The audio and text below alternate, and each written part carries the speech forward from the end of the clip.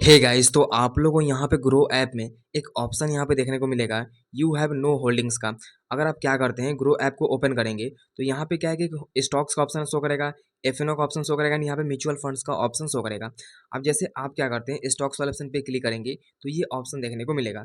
वैसे अब मान लीजिए एफएनओ पे क्लिक करेंगे तो यहाँ पर भी आपको होल्डिंग्स का ऑप्शन शो कर सकता है। अगर नहीं शो करते, यहाँ पे म्यूचुअल फंड्स पे क्लिक करेंगे तो यहाँ पे आपको डैशबोर्ड पे क्लिक करेंगे तो जो भी आपने होल्डिंग्स लिया होगा वो यहाँ पे शो करेगा।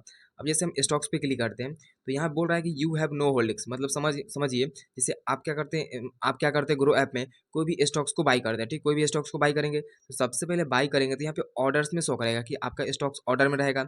उसके बाद पोजीशन में शो करेगा। पोजीशन में बेसिकली क्या होता है कि आपका जो भी स्टॉक्स है वो अप जा रहा है, डाउन जा रहा है, प्रॉफिट दे रहा है कि लॉस हो रहा है, आपको यहाँ पे पोजीशंस में शो करता है।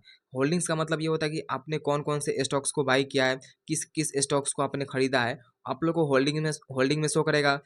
डेली का रिटर्न कितना है वो शो करेगा, टोटल रिटर्न कितना है वो शो करेगा, आपने कितना इन्वेस्ट किया है वो शो यहाँ पे शो करेगा। अगर आपको ऐसा प्रॉब्लम देखने को मिल रहा है तो आपने यहाँ पे कोई भी स्टॉक्स को भी बाई नहीं किया है, जिसके कारण आप लोग को यहाँ पे होल्डिंग्स में वो डाटा यहाँ पे शो नहीं कर रहा है। तो कुछ भी डाउट या कुछ भी कन्फ्यूजन है, कमेंट जरूर कीजिएगा। वीडियो को लाइक करके चैनल सब्सक्राइब जरूर कीजिएगा।